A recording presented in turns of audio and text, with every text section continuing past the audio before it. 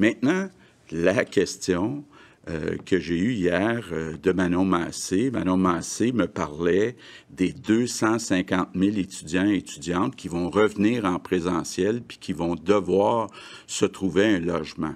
Elle me demandait combien ça coûte. Et ma réponse, ça a été de dire, ça commence à 500-600 $ par mois et ça monte rapidement à 1 000 $ par mois.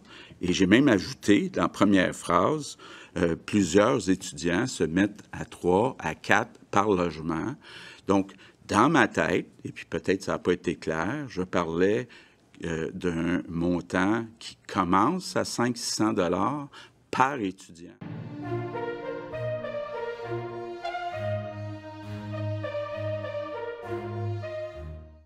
Monsieur Legault, c'est pas un peu déconnecté de la réalité de donner ces chiffres-là, alors que tous les députés là, qui siègent à l'Assemblée nationale et qui viennent de l'extérieur de la région de Québec ont une allocation de 1 316 $ par mois pour se loger, tout seul à Québec.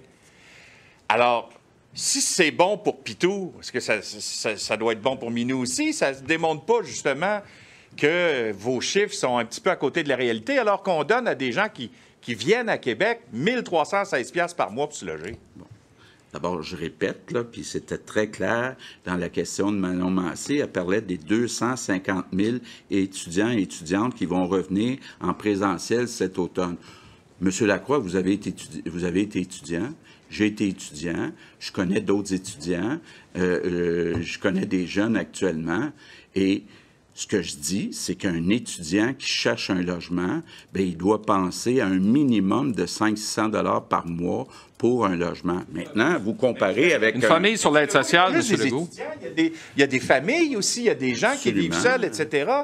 Et quand on regarde le coût des loyers, c'est pas réaliste, 500-600 $, M. Legault. Mais oui, mais j'ai jamais dit qu'une famille payait 500 $. Alors, ça devrait payer combien, une famille? Un loyer acceptable pour une famille, ça devrait être quoi?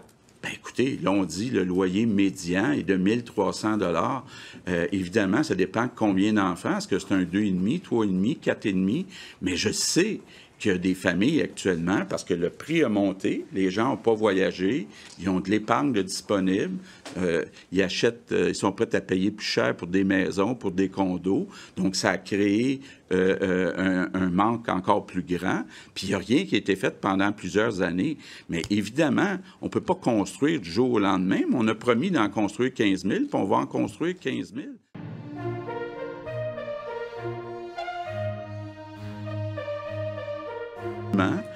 Actuellement, dans certaines grandes villes au Québec, c'est difficile de trouver des logements abordables. Puis je dirais, en particulier pour les familles qui ont quelques enfants.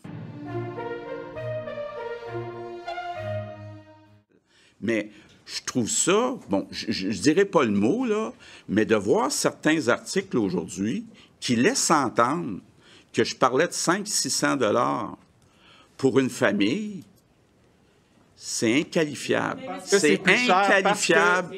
C'est inqualifiable, ceux qui ont écrit ça, parce qu'ils savent très bien que c'est pas ce que j'ai dit. Je parlais des étudiants. Parce que les logements, donc, sont plus chers dans d'autres provinces et parce que les salaires augmentent, c'est pas nécessaire d'encadrer le prix des loyers. C'est pas ce que j'ai dit. Je pense qu'il faut aider. Évidemment, cette course aux condos, maisons, avec de l'épargne qui n'avait pas été utilisée, entre autres, pour les voyages pendant la pandémie, a fait que le jeu de l'offre et la demande a fait rapidement augmenter le prix des condos et des maisons. D'abord, c'est important de dire que ceux qui sont déjà propriétaires, ils sont contents de voir ça.